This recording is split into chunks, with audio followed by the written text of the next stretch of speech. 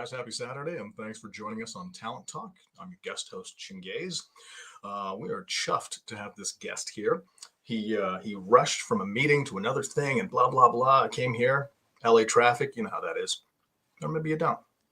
Anyway, before we start, I'd like to give a shout out to Studio Matrix for setting this thing up, and a special shout out to Mr. Gary McLean, who's letting me steer his show for about an hour. Right. This year, all the shows are available on podcasts, so you can check those out in their entirety. Also, this is live, so if you have any questions for our guest or myself, we will answer them. And please like and subscribe. It helps Gary get better and better guests. Speaking of better guests, we have Mr. Erik Fellows here today. He is an actor who's been working for around 20 years. He's got like 50 plus IMDb credits. I can't believe he had time to come and sit down with us. So please help me welcome Mr. Erik Fellows. Hello, hello. How are you, man? How you doing, man? I'm good. Thank you for having me on. Thanks for showing up and taking time out of that schedule. Of course, man. Of course. Are you exactly where you shoot auditions, or do you just have a weird blue wall? This is where I shoot auditions. Oh yeah, there it is. It's like a little backdrop. And it's funny because I just got told by my agent 2 days ago, because I filmed an audition and sent it in, and you could see a little bit of the yellow wall, and I got in trouble for it. And I'm like, guys, come on. They're like, can you just paint the wall blue? I'm like, no. I mean, it's funny because it's already yellow, so why not? But it's not. Yeah, no, it's not my room to be able to paint. But yes, no, this is where I shoot auditions, and I wanted to give you guys some good color. It's great. You're really popping on this. Previous to the show, I was speaking to my producer, Gary, and it was just him and me, or me and him. I don't know. I can't tell us apart anymore. We're like an old married couple. There's nothing wrong with that. That's great. You guys know each other really well. Look, Eric, please don't interrupt me. No. You go. Well, this is not even fun. It was just Gary and myself, I was like, God damn it, I am a handsome man. And instantly, when you came on, I'm like, I need to get a tan and start working out again. That's neither here nor there. Now let's just pass that by. Did I say thanks for showing up? You did. Yeah? And, yes. And you're welcome, and thank you for having me again. That's half my job. That's half my job over. I'm going to check that off. I've got a whole list of things to go through here, man. Okay. Hey, is that other side of that thing green? The other side of that backdrop, is it green? It's yellow. The other side is yellow? On the back side of this. On the back side of, yeah. It's gray. Oh, gray. Weird. Okay, because I've got one of those. They sent it to me to shoot these little videos for like a nerd company. I was doing nerd stuff last year. Wow. And so on one side, you kind of green screen it out. And then I kind of use this for auditions. Yeah, no, this is blue, and then the back is like a light gray, medium light gray. Okay. Yeah. I can paint my walls gray. I'm just not allowed because of the wife. Anyway. Well, that's kind of why I can't really do that either. Yes. So man, let's get right into this. How about you can say I like asking successful actors, and I'm pointing right at you, how they start their day. You want to share? Yeah, how do you start? Do you do any meditating, exercising? I assume you exercise, you son of a gun. Meditation, no, but I hear it's great. I probably should. It probably alleviates some of the stress. Working out, it depends, man. I mean, I don't work out as religiously as I should. I used to work out quite a bit, and then that slowed down. I randomly will do like push-ups and stuff here and there. But if I'm getting ready for like a role where I have to take my shirt off, whatever, I prepare about 3 weeks before. But other than that, no. I mean, when I start to notice that I'm starting to get a little too out of shape, for me, I start to either change my diet and or just start doing push-ups. I do need to start working out more though. So that's the answer to your question. No meditation, and I need to start working out more. Okay. That's my actual answer. All right. It's been recorded. So yes, good. It has. I know. There won't be any questions later, so you're fine. I'm not going to come back around and be like, do you remember when you... That's not happening. Okay. I'll be prepared. I have a good memory. Okay. You got a good memory? That helps as an actor, do you? And of course. I literally wrote notes on my computer. This says, "Is your family in the arts?" And I've already forgotten the second one. It's big luck moments, and we'll get to those, or Okay. we won't. Yeah, no, dude, hit me with whatever you got. I'll try to All answer the best way I can. So, you are in LA right now, right? I am, yeah. Okay. We just actually got back about a week ago. How long have you been based in LA? Yeah, I just did 21 years, man. Wow. October 10th was 21 years. Wow! Congratulations on not being chewed up and spit out. I mean, in fact, I'm sitting here talking to you still, and not like crying, not crying in some corner somewhere. I don't know. This is crazy. It's crazy, man. It's crazy. Yeah, I've been lucky enough to work on one feature film in LA. It's like small, 2 days. That's it. Right. Yeah, it was weird and fun, but like weird. You know what I mean? And the actors were so serious. Like I'm in Calgary. We're in Canada right now, and I mean generally like we're kind of laid back. Do you know what I mean? Like, yeah, of course. Illegal here for a long, like whatever. But like we're just generally like more relaxed. Yes, no, I'm friendly in Toronto, Canada, so it's a different. Yeah, you guys are different breed and understanding, which I have mad respect for because you guys definitely live life at a different pace, and that's good for you. Here, it's a little bananas. Not gonna lie, people's personalities. I guess I did something in North Carolina as well a number of years ago, and Okay. there was some award show or something there. And this is the show where I talk about myself, and then you just agree or don't agree. Like that's how we run it. The other guy runs it. Like he just asks you questions, and it's very. Yeah. That's not me. That's good. So what I noticed was leading up to the award show, because we were there for 2 nights or something, or 2 days and 1 night or something. Leading up to the award show, people were very interested in that you had been nominated for something. Like they were just, oh, hey, cool, hey, pictures and all this bullshit. And then when you lose, like I did, it's okay. You were nominated. The next night, nothing. The people they had no because we all went out afterwards, and like there was no interest. Like, hey, yeah, no. Unfortunately, LA is very moment to moment. And I can't say that because it's because of what the people or the sex. Everybody's from somewhere else. I mean, everyone comes here with this aspiring dream, and hopefully, enter get yourself some clique that works for you with friendships and over the years.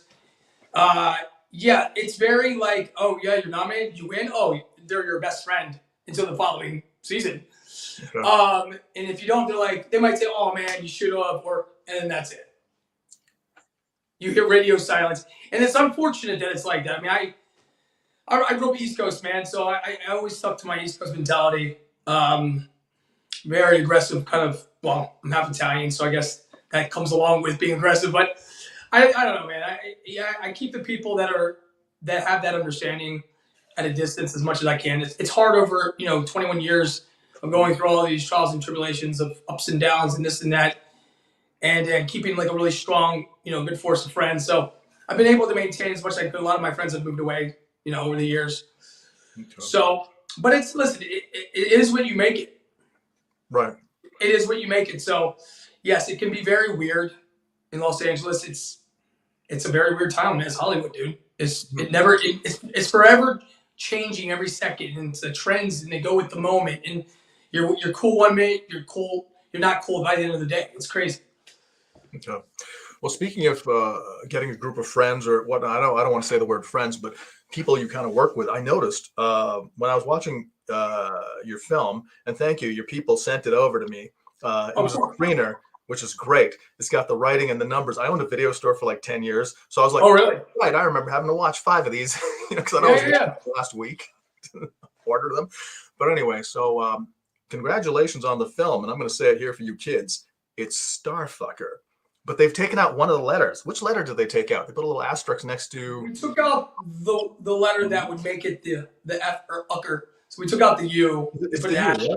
Yeah. Yeah, because it's a tough. It's already a tough title to sell, dude. It was a journey with this film. It wasn't like something that was easily, thought of, done overnight, and then released a year later, dude. It took time, and there's a lot of things that it went through in order to even come out. So yes, it's called Starfucker. without the U, asterisks, and you just kind of make that up for yourself. So if you want to call it fucker, you can. If you want to call it star effer, you can. If you want to call it star blanker, you can. I like star effer. I like star effer. Before we talk, yeah, star effer was. I'm gonna have to say, yeah, I don't know how. I'm only allowed. Gary only allows me one fuck, and I've just used it. You did. Is there a clause in my contract here that I can't say fucker more than once? No, man. We're just happy you're. No. The guests are. Oh, I was kidding. I was joking. I was gonna keep saying it. Fucker. Yeah, you do it. The guests can do what they want. We're just happy. People are here, man. No, I'm just joking, man. I'm. So anyway, that movie. Well, it's quite good. There you go. And that's a great. From an old video store clerk. That is a great recommendation. It's quite good. It's all right. I paid $3.25 for it. That's how much we used to charge for films. It was a number of years ago. Yeah. But, Mark David? Is he the writer director? Mark is he created the project. He's the director, obviously, and one of the producers as well. He wrote the project. Initially it was he approached me with it.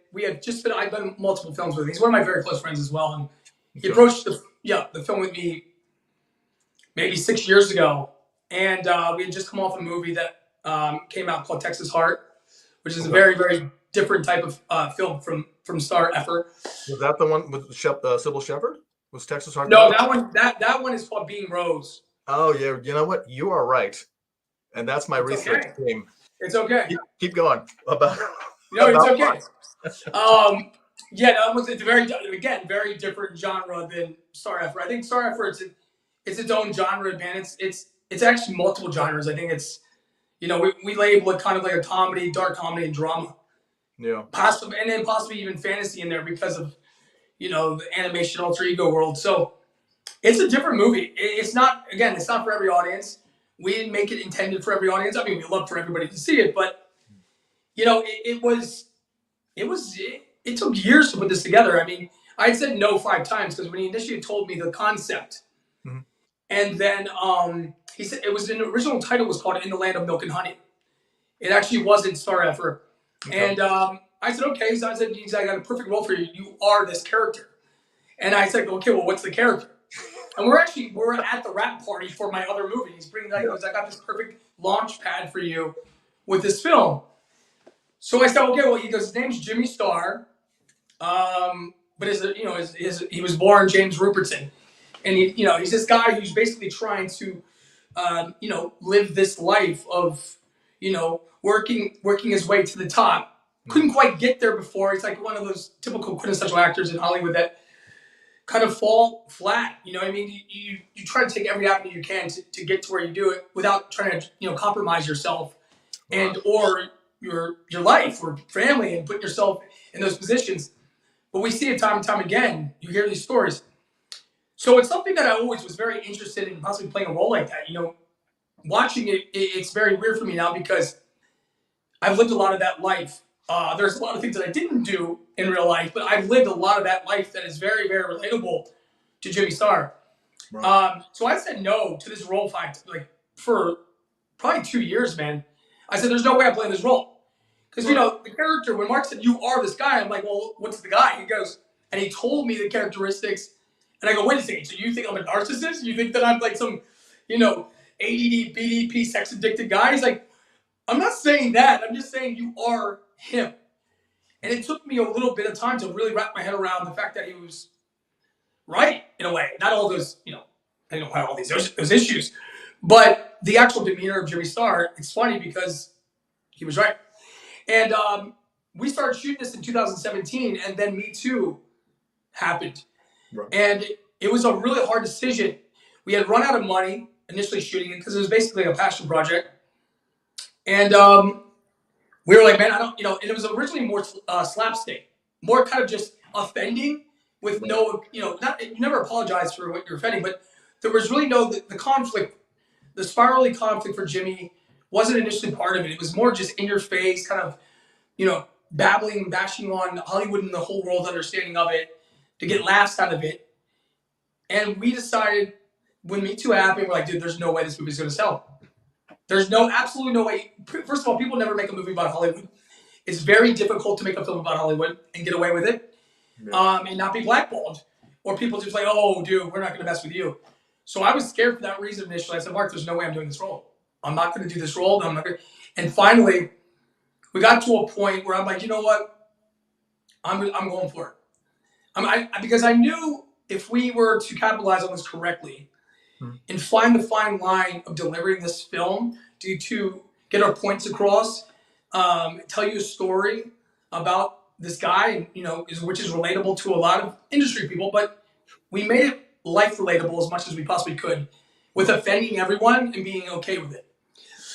And we shelved it for 3 years, man. It was shelved. That's why it took so long. And then we came back into it. An investor came into it and loved what we had done so far, but wanted to raise the stakes, give it a deeper, darker conflict, give Jimmy more of a purpose, likability, because Jimmy initially, when we shot it, it's hard to make him likable, man. Like, all of it is as much charisma and charm, even to, these roles, playing killers in these things, but you lose an audience, that's it. So it's a real tough task to take on. So we found a way, I think, to deliver the film and, just put it out there, dude. That's what we went with. And we were like, listen, we're going to hear some stuff. But so far, the response has been really fairly well, man. I mean, I'm really pleased with our turnout, and I think we accomplished what we set out to do. Okay. Well, yeah, congratulations on the film itself. I mean, you could tell that it was written or made by someone who loves film, absolutely loves film. Some of the in things, like when I saw Pink Shorts Guy, I laughed my ass off. And the audience, our audience is not going to probably know exactly who and where that's from, but it's it's a lovely Star Wars reference. And I saw the guy the first time I saw him, he was just like in a like the scene was here and it was behind and it was in a thing, and I saw him and I just laughed my ass. Now later you see the guy properly, because someone's probably like, this is you know what, man? You know what, man? Unfortunately, he God bless him, he was a good friend of ours and close like family. He just recently passed away. Oh, God damn it. Jason Turnage, he's done multiple movies with him in the past with Mark, and he's brothers to a very close producer friend of mine that produced the show I was on, and I just want to send love out to his family and God bless you, man, because it's sad. Yeah, I know he just recently passed away, but I'm glad that you got the reference of it. Some people get the reference of this Star Wars. Mark is a film buff. And in film, like, sort of genius when it comes to these things, really talented. So little things that other people might laugh at because he has pink shorts on, you're going to understand that was from Star Wars. Right. Well, I mean, also the set from the Nolan Batman film, but you referenced. Oh, yes. I was just like, how do they get that? And where? What is that? It's like a warehouse studio in downtown.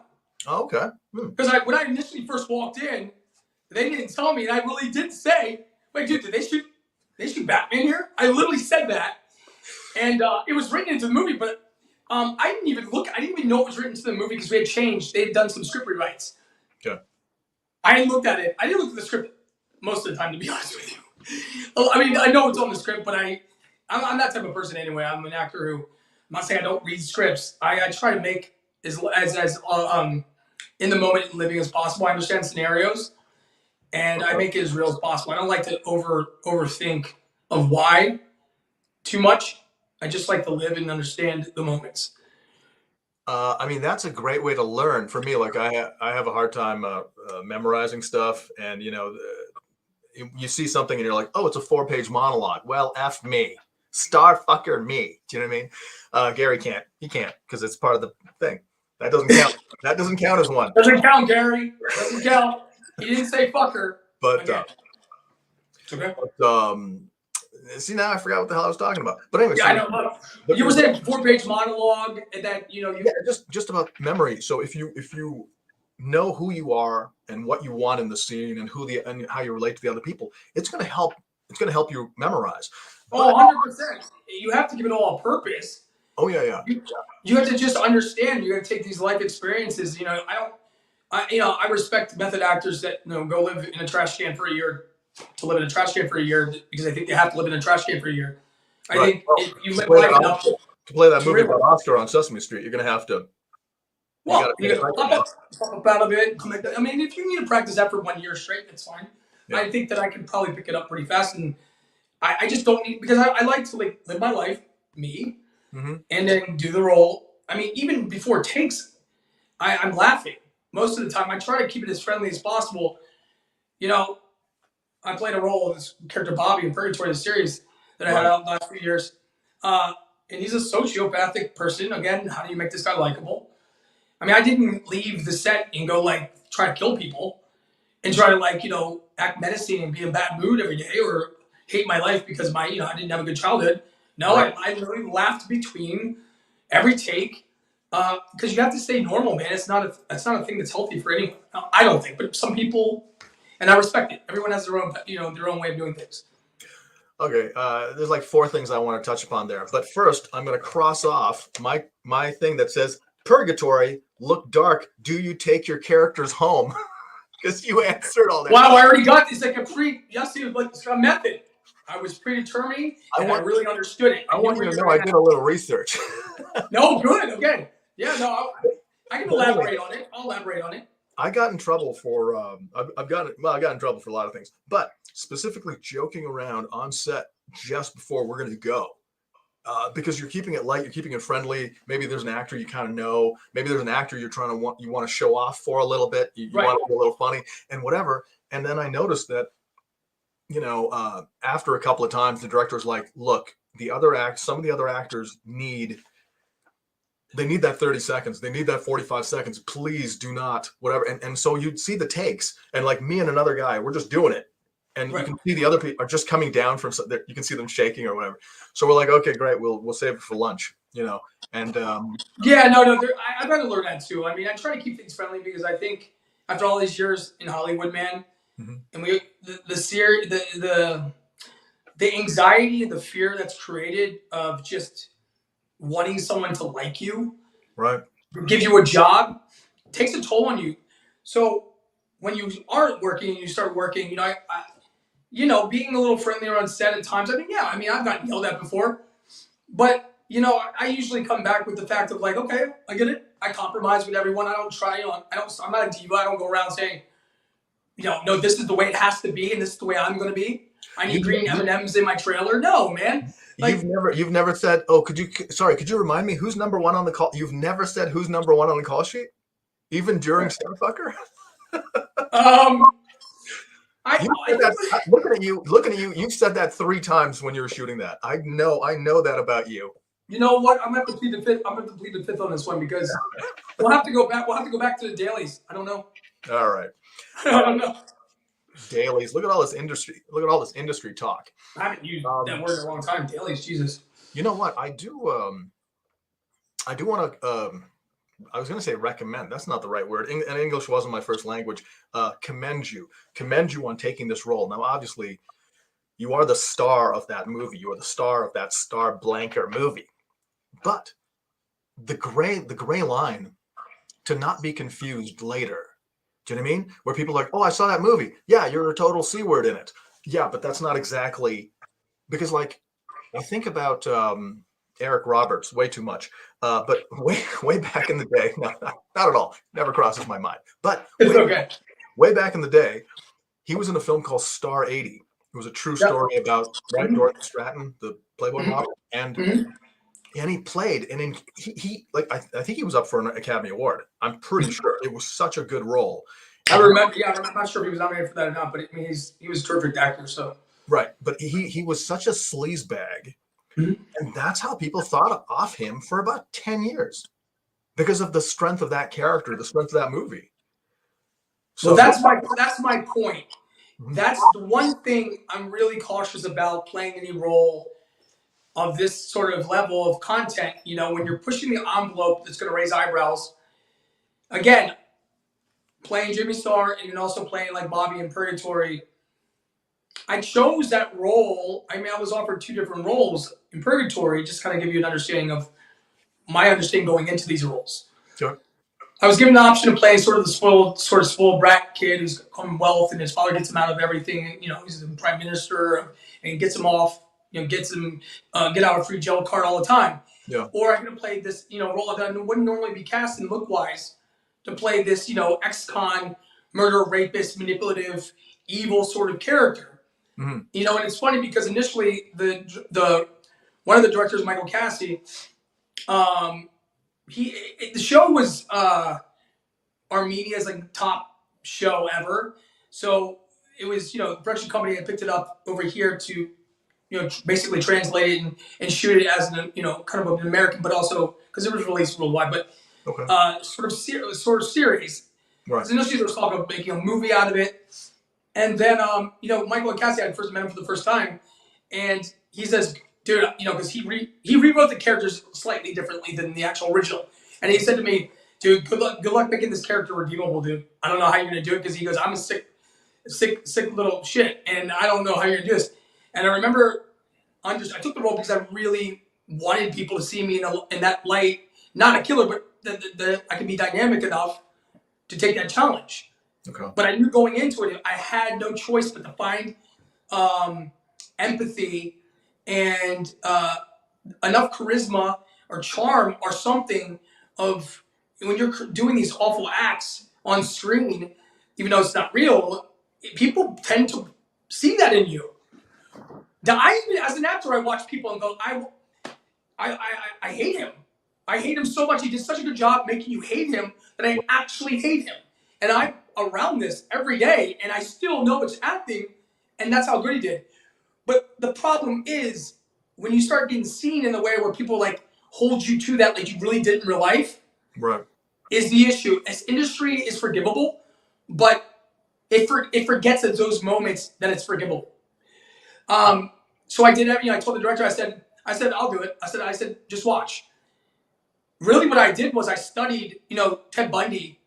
I watched a documentary on it because I was like, okay, who's created these acts in the past that had enough charisma, who was like, a leading guy kind of type, but where people would still have the intrigue on visuals and by his charisma. Yeah, he could draw people in, sure. I mean, come on, man. He had people still wanting to marry him.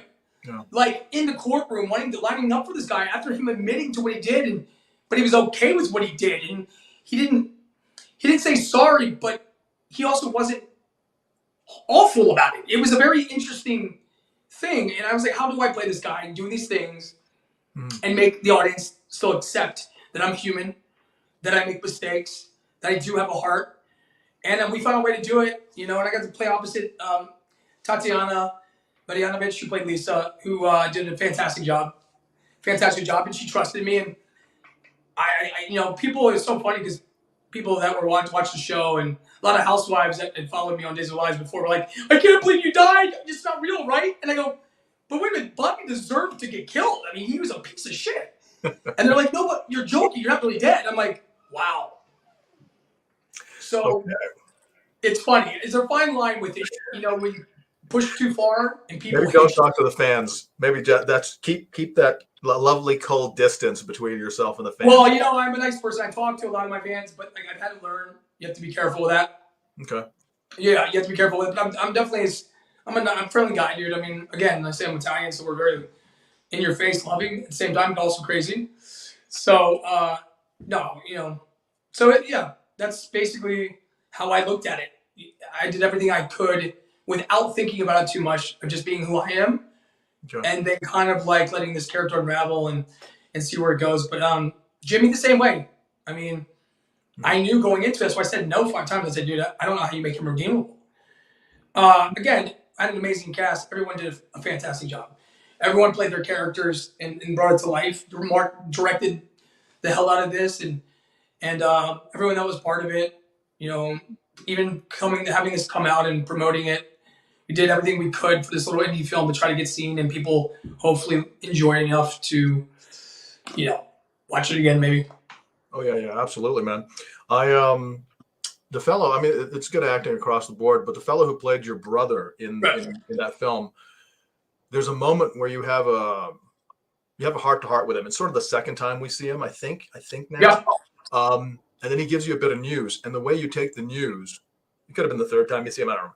That was for me where then I sort of followed your character I could see him as a human. I Right. could see you take the news and be like, okay, well, I'm still treating you like this. Like, no worries, perfect. And I'm like, oh, that's for me. That was the saving. What is it? The saving the cat, like saving the cat in the tree. Like there's that book. Do you know what I mean? That's Yeah, the moment. one of those analogies work. Right. No, I mean, it was very thoroughly thought through. Mhm. I can't tell you how many edits we went through with this movie, dude. Because we were very aware. We had to think about outside our own perspectives, our own arrogance, our own whatever you want to call it, and make sure that when you touch on sensitive subjects, especially subjects of that matter, the empathy in real life, you got to think about if that really is your brother. If that really is, you know what I'm saying? And Jonny Dowers is his name, terrific actor, one of my close friends as well. I've done a few movies with Jonny. Yeah, man, we had a great time filming together, and he did a fantastic job in that role. But that was a fine line there, because if Jimmy would have responded in the way that he had already been treating him, kind of like making fun of him a bit. Right. There's that fine line of humanity and love for one another, and especially like family and brother. That was very pivotal in the movie. So I'm glad it translated. Yeah, we're skirting around the thing because I don't want to say the thing because I want people to watch the film and Right. be Right. whatever. But sorry, his name again was Jonny. What was his? Jonny Dowers. Dowers. Dowers. Yeah. That's a weird last name, man. Shout out to Jonny Dowers. But anyway, I thought he did a hell of a job. And what I did notice was on some of the things. So I watched a couple of reels of yours, and I watched some other things. There are so many actors that are. I think I recognize 4 actors who were who have been around with you. So were any of those people also working behind the camera, or were they straight up actors? So, like for instance, the roommate. When you're in the Batman scene, one of the producers probably. So not the director, not the writer, but the producer. I recognized him from like a cop movie or something that you were doing. Oh, for Trent Hackberry. Right. He played opposite to me, the buddy cop, Johnny Sweet Revenge, crazy dark comedy that Mark actually also directed. That was the first project we did together. Trent's just an actor and also a producer and writer. That was the first time I worked with him. Okay. It's like a studio system. Like this, Mark he's building a studio system or something. He's like, here's the 5 guys. He's got his own studio at the back of his house. Like he literally has a whole production company for post, and he's a fantastic DP. He's worked on so many movies. So Mark, he has a whole studio, has a whole team. But yeah, in this business, a lot, the studio system, like you said, they literally, recycle the same actors, but the camaraderie between all the actors, and you see what works. But yeah, everyone we hire or have hired, we know how hard this is. We work with really talented people that are fearless and are willing to give everything they got. So you'll see a lot of the same actors in a lot of the movies over the years. They come up together. We come up together. I noticed another actor. I don't know if he's in your group, but I saw him in 2 films, and that was Blake Clark. And I had to look him up. Yes. I used to watch that guy do stand-up. He was hilarious. Oh, yeah. No, great. Blake's hilarious. I was like looking at him. He's doing that German thing, and I was just like, man, I'm like, I'm sure that dude's American. It took me a while to kind of get. Oh, yeah. Should we, Eric, should we take a second and, do whatever men do when they're not on camera? I don't know, high five each other. Should we play you save it for when we're not on camera, man. Listen. Oh, sorry. Sorry. Should we play a never apologize to me. I'm not sorry. We've gone past that. No, I know. I felt it. Thank you. Should we play the clip for Starfucker? Should we do that? I'm not going to say no. I'm not going to say no. So I'm going to ask my producer if we can play it. Now, also, producer, can you make sure the mic is still live? Because I want to talk over it. Thank you so much. So here we go. I'm going to be a movie star. In this city of angels and washed-up prom queens, I'm not just going to be another pawn. I'm going to be Genghis f***ing Khan. If you want to make it out here, you got to be seen. You see, you're only as famous as you make people think you are. My name is Jimmy Starr, and I'm reading for the role of Romeo. See, you play the white boyfriend in this Romeo Juliet taboo telenovela with a twist of teen pop and torture porn feel to it. Fiona, I did all of this for you. You never cared about who I was, just what I was. It's my ex-fiance. You're what? Really? You got engaged? You didn't tell the family? I want to walk through this world as a woman. I want to have a vagina. Are you serious? Yeah. Sorry, Kelly, piss on chicks. I'm serious. Winning life is about calculated choices. You're an actor, huh, kid? Yes, I am. I'm Jimmy Starr. Well, my wife. Do what I say and your dreams will come true. The sacrifices you make for your art. I want you to my wife. I'm gonna Los Angeles. I'm gonna it like I own it. Walking Jimmy Starr! I'm the king of the world! Open wide, baby.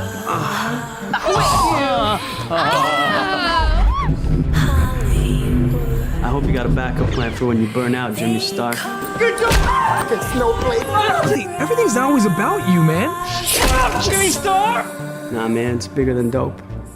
Infamy. Infamy. He has a point. Cut. Any notes, sir? Whiter! Whiter. I want to be famous. I want to be a star.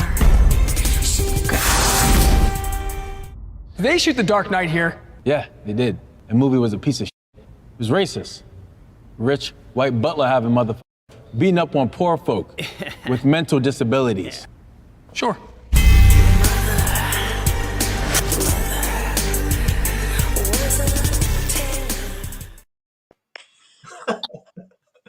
All right. Oddly enough, it's the only note I ever listened to is whiter. You know what's so funny? That actually, I've seen the trailer obviously 1 billion times, so like, but I still giggled when he said whiter, and I'm thinking, I just literally started giggling to myself, going, what did we make? Yeah, man, that's too funny. What, oh Lord. I don't know. I think I was going to talk about, it's a pretty racy film. Like, do you know the rating? Is it is it an R-rated film? Do we know? Probably. You know, I know we're not at NC-17. I know there was talks of it because in the original cut we had some, because at the beginning of the film it shows, some stuff, and yeah, show some stuff. We had to bring that down a bunch. I mean, there was a lot more of it. Trust me. Okay. We were like, come on, guys. Like, it's at a rated R. Okay. Yeah, it's at a rated R. I think it teeters the line because, believe it or not, there isn't a whole lot of actual visuals after the beginning of the film. A little bit in some scenes, but it's in that's showing. You know what I mean? Like it's just the beginning that gives you a little bit of that, which I probably shouldn't. I don't want to ruin anything in the movie, but so I think it's listed at a rated R. Okay, because there was a buddy who wanted to do a sex body positive film, and here in Alberta, and he ended up going to LA and shooting it there because the actors were much more comfortable, and he's a nudist, so he didn't care. But yeah, he made this really funny comedy, and and had to get LA actors in it. So anyway, yeah, a lot of LA actors will do a lot of things. Yeah, I can see that. Yeah, that went out the window a long time ago, I think. I was going to ask about when you build a character, because you're talking about like watching Ted Bundy and stuff, and picking maybe an essence or part of it to play Bobby. But like, you ever build a character outside in? You go costumes, whatever, or you like, what's your process on that, if you don't mind, for the kids? Well, I read the initial breakdown of the character, of what the supposed understanding of what this character would be. I try to relate it to myself in any way possible. You know what I mean? If it's if it's something doing such extreme acts like being an ex-con or doing these awful things, I've obviously never done those things. At least I don't remember. I definitely haven't done any crimes or anything bad. So I had related it enough to all my any knowledge or of experiences of going through certain things. Friends that have went through things, just understanding of over time, taking in information, all the movies that I've watched, perspectives, demeanors, and then I literally try to find those. I literally try to live in whatever that may be Okay. through my own voice and own mind of experiencing, like, if I was going through that, how would I feel? I don't overly process it all because I just go off of like literally,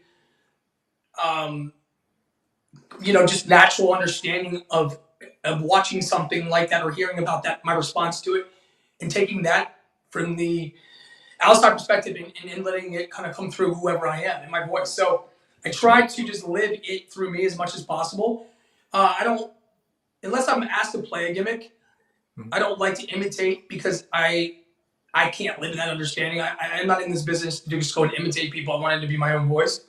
Right. But it took me years to realize that, of how to let go of the fear, because of trying to get that approval, always trying to like, how should I do it? Should I do it this way? Will they like me if I do it this way? Do you know what I mean? Like I had to find that way. And if people, I'm always up for a compromise, and I compromise with everyone I work with. But I have to go into it building it through just experiences, and whatever I don't know and I don't know how to play or understand, it's not playing but live it. I have to build that. I have to build that with research and understanding it and then relating it to an emotion. Okay. And then work from it from there. So how would I feel if I felt like this or went through this? What would it give me? What kind of calls of emotion would I have? Anxiety, happiness. So these things I just play through my actual understanding of life. Really. So your prism of life, or your own. Yeah. Okay. Yeah, it's just perspective. I think it's just living literally in the moments of hearing news for the first time, or feeling that for the first time, or even if it's 100 times for the character. How would I respond if I was? I have to relate it to something that's relatable in my life, and kind of like coerce it to. Okay. I think you answered that. I tried to. Thanks. Because like these things live on forever.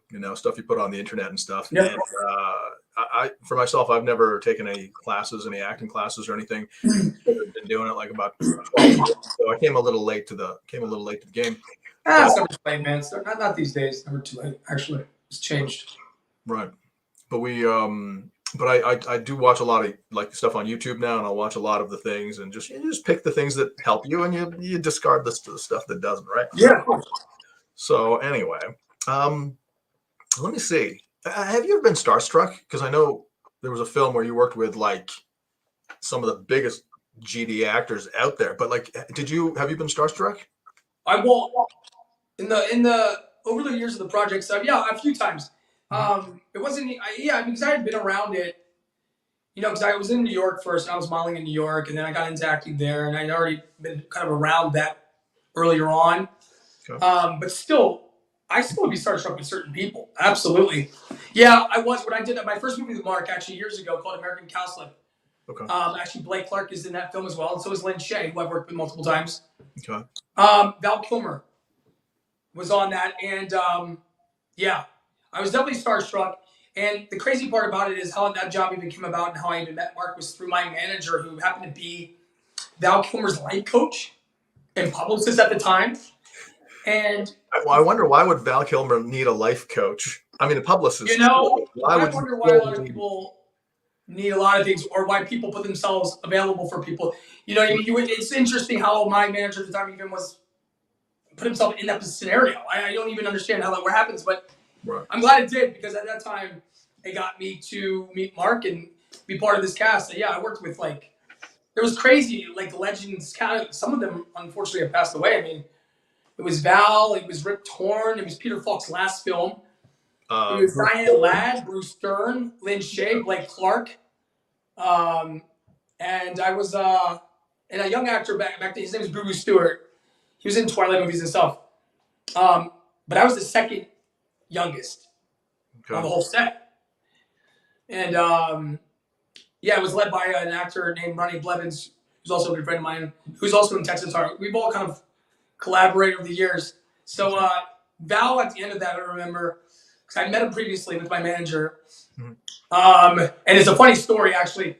We went to go meet him at his place when he was living in Hollywood, or had a place in Hollywood.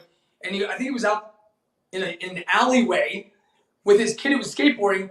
And we rolled up in the car, and my manager said, Val. And I guess Val thought we were paparazzi. Right. So we ran behind a trash can. And I was like, oh no, we scared him away.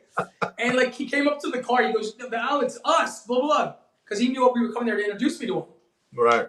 And I met him. That's how I met him. Originally was in an alleyway next to a trash can.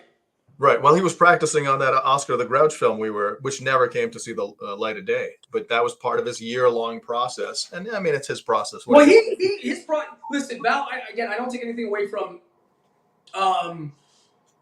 talented people who have their own processes. Listen, I have mad respect for Val Kilmer. I'm a huge fan of his, and I always will be. I think he's a very talented guy. I think that his career, and did you watch his documentary? I believe I've watched parts of it. I haven't gone through the whole thing yet, but need to watch the whole thing, man. It's pretty extraordinary. I mean, he's a different character, man, different person. Everyone has their own thing, and I have nothing but respect for him. And so I got to work with him, because initially I only had like one line in the movie, because Mark had said to my manager, he goes, "All right, I'll give Val the script if you put my client in the movie." Right. And he goes, "Well, send me a picture." And he goes, "He's a male model." He's like, "Can he even act? Can he speak?" I'm like, "Can I speak?" And I was younger then. I was a lot more green then, and it's a dark comedy. And he goes, "Yeah, have coffee with us." And that's how I got. So he said, "All right." He goes, "Oh, you have a personality." And I was like, "Oh yeah, well, I'm not a freaking mannequin." And then I got to set, and it was after the first take, Mark rewrote me in the whole rest of the ending of the movie. So it really went from one line to whatever, 20, 30 lines, and that's how it all started. And he goes, "One day I'm gonna make you a star." And and it's funny that there was a comma there. It was a comma after he said the word star. He goes, "I'm gonna make you a star," and he walks to the crowd and he goes, "Fucker." Fucker. Yeah, exactly. And I'm like, "Oh, okay, yeah, sure." I love that in movies. I don't know where I think they're in really shitty police procedurals or in mysteries where someone says something and someone says another thing and they're like, "Star, fucker, star, yes. fucker." Yes, no, and it comes together. I'm just, "Oh my God, you're a genius." It's like turning a TV set on. "Hey, have you heard the news?" And they turn the TV set on and it's like, apparently there's only one channel. It's 1974 and that goddamn thing is on, and then they watch it. 100%. Make a movie just of those movie tropes. I want to, only movie tropes. Dude, that would be hilarious. Judd Apatow should do it.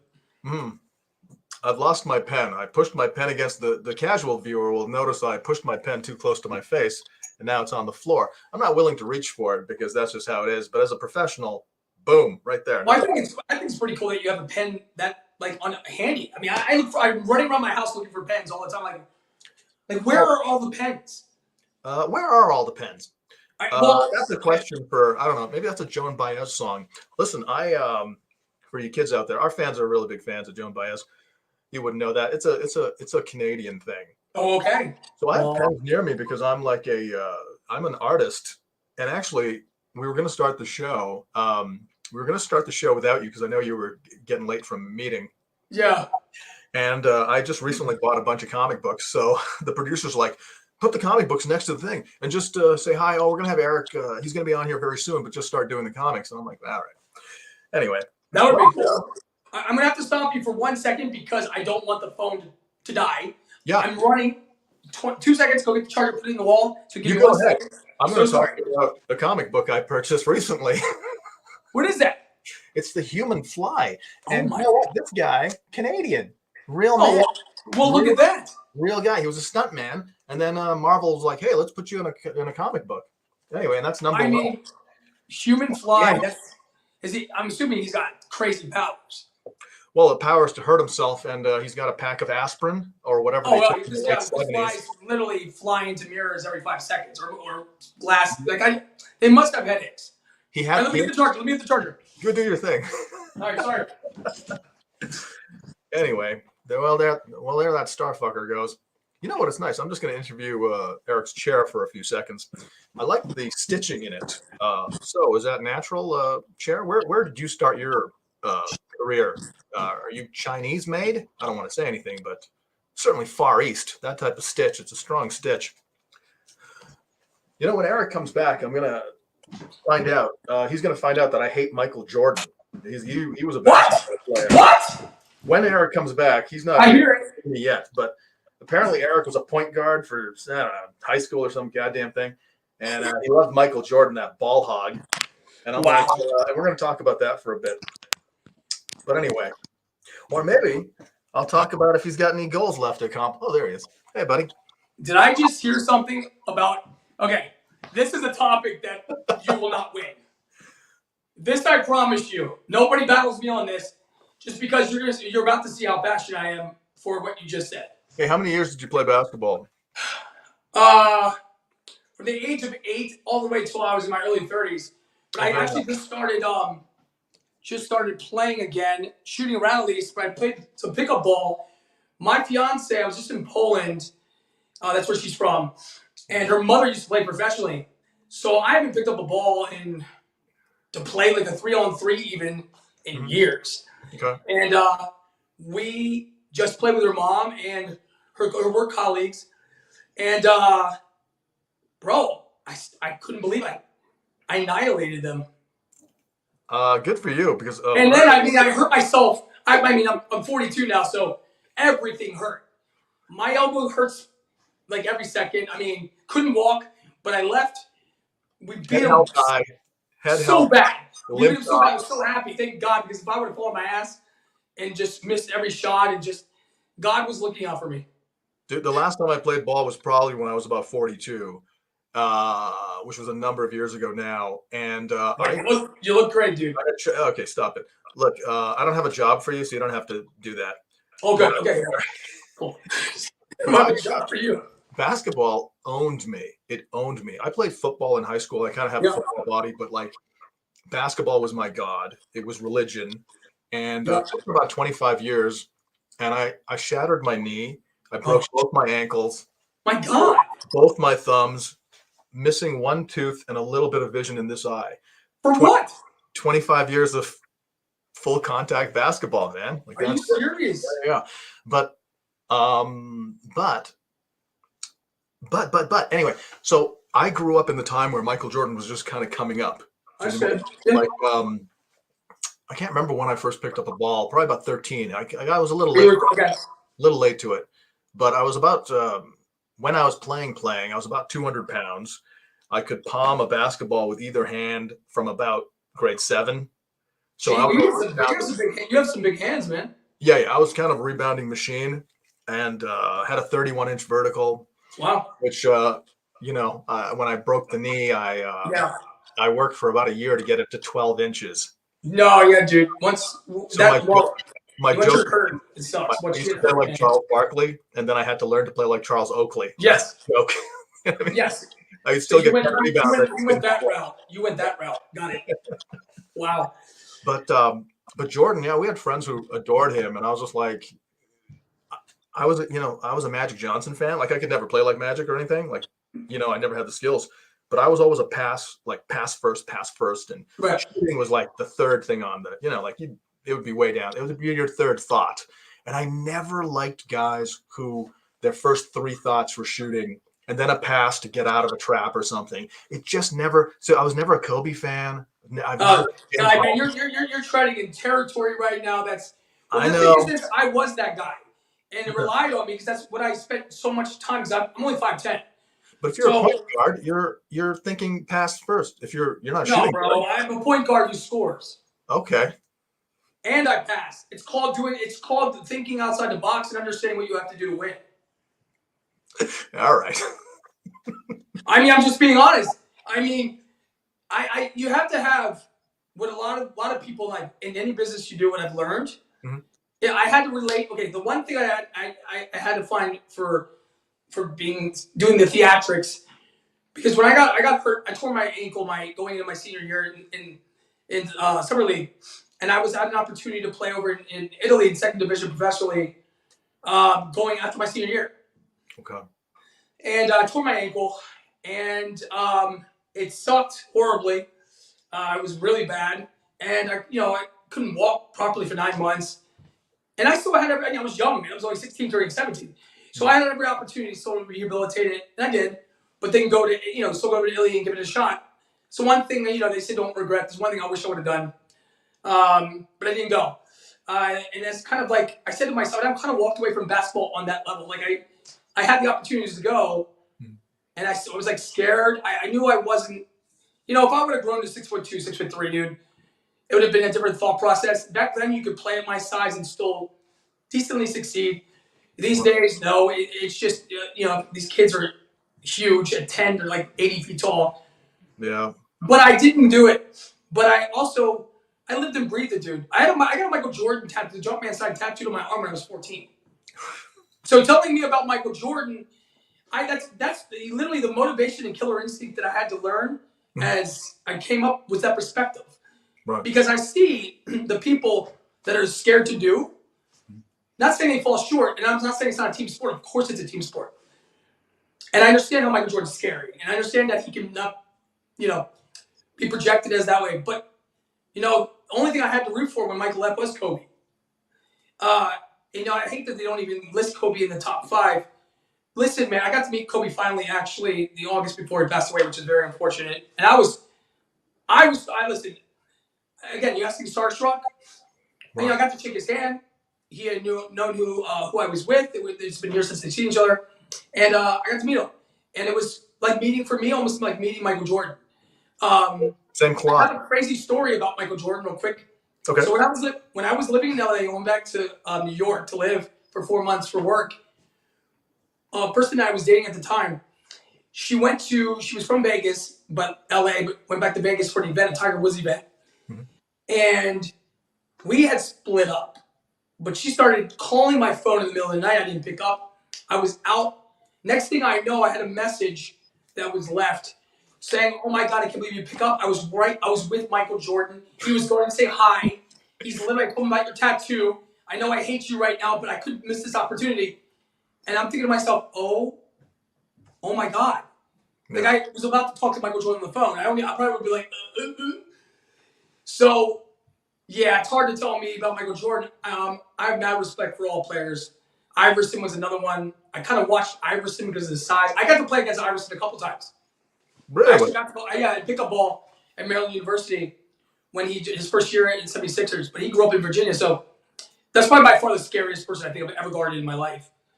Well, I assume he's unguardable in a way that some of the bigs just aren't. Do you know what I mean? Because he's unguardable. He's not guardable. He even shook Michael Jordan from one side of the court to the other. But that's before, and I used to copy his crossover. And I remember when it became illegal, but I used to do it in the games, and I get the whistles, but I'm like, it's an Iverson crossover. Right, and before they banned his crossover, but Iverson, he was scared to guard you. But I did hit a 3 in his face. Very nice. And then he went around and actually dunked, not on me, I let off, but over a lot of people. And then basically looked at me and said, "Don't ever open your mouth again." Pretty much. I was 16, though. I was 16. He was 21 at the time. So I was watching him. We've gotten very late. Sorry. We should save this for after. But I was watching Iverson when he was at Georgetown. Yeah. And he had a game where he went 3 for 27. So basically 10%. And John Thompson used to before he got stars, he used to be a real hard ass coach. I remember. And everything. Then he started getting stars, I don't know, you get more money, you get on TV. And I remember watching that game with Iverson, and Thompson never yelled at him. He never got mad at him. And I was like, oh, you're creating another Michael Jordan. In my brain, I was like a guy who's just shoot until it works. And I remember that moment. I was just like, oh, okay, this guy's going to be a massive star. And in fact, if he was 6'3". Who? Iverson? Yeah. No. Yeah. No, he's he's barely taller than me. No, I said if he was 6'3". Forget about it. I was not saying that. Yeah, right. The guy's barely 6 feet. You know what I mean? All the record books are different, right? Oh, dude, if he was Michael Jordan's height. Well, that's unfair. If he was Michael Jordan's height. I don't think he'd need to be 6'6" or 6'7" is what he I'm saying. He wouldn't need to be. I think it's 6'3" or 4. He would have rewritten record books. Enough of that nonsense. Yeah, no, you're right. I was going to say pound for pound. Yeah. He would be considered top 3 best players of all time. Yeah, I guess so. Yeah. He would be. I still think he's incredible. So anyway, look, man, we have gone to an hour, and that's a lot of your time. Whoa. I'm just happy I made it. I super appreciate this. There's a bunch of other things I wanted to get to, but I don't think we are going to get to. Listen, where the kids find you, social media, it's right down there. That's all spelled correctly, right? Let me see. I'll just.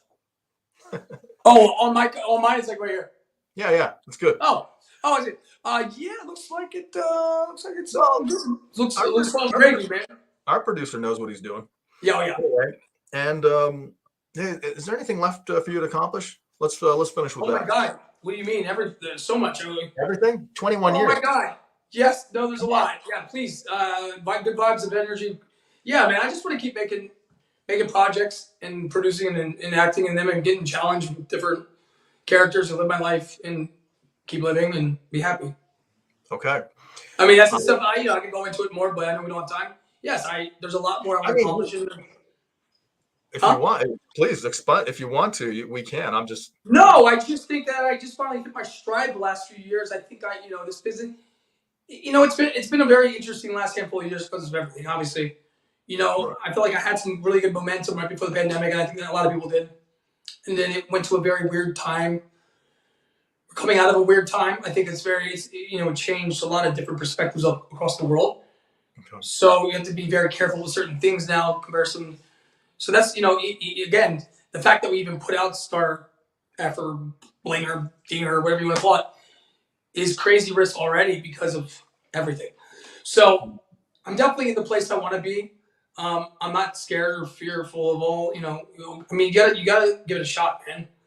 You sit around and say you're gonna do something your whole life, and unless you actually stand up and do it, I mean, we're not gonna see any progress, man. I mean, we all make mistakes, but at the end of the day, it's like the opportunities you miss that you can't get back sometimes. So I have a lot that I want to do. I'm gonna keep making movies. I love both ends of it. I love comedy and I like drama and dark comedy. Actually, I love. I obviously done a handful of them, and I want to keep making as many movies as in whatever series can come my way as possible. Okay, I think that's pretty good advice, man, for the new people and the young people and whatever. And I think we should end on that. So, Erik, thank you again for taking the time and spending time with us on Talent Talk. Absolutely, thank you for having me. Yeah, and I'm gonna do the thing where I look up into the camera and say something. So you stick around for a second. We're also going to end the broadcast, and there's going to be a freeze frame. So just make sure you don't look too quizzical in the freeze frame. But anyway, and okay, so thanks. Guys, thank you so much for joining me on Talent Talk. Next week's guest, I believe, is Erik Schuler. And it's not Erik, it's Chris. Now, the funny thing about that is I've known Chris for a number of years. This is Erik. That's going to be Chris. You know what? We'll star F him later next week. It'll either be Gary or me. Probably Gary, due to how this went. All right, guys. Thanks again for watching. Thanks, Erik. And let's. Thanks for having me, guys.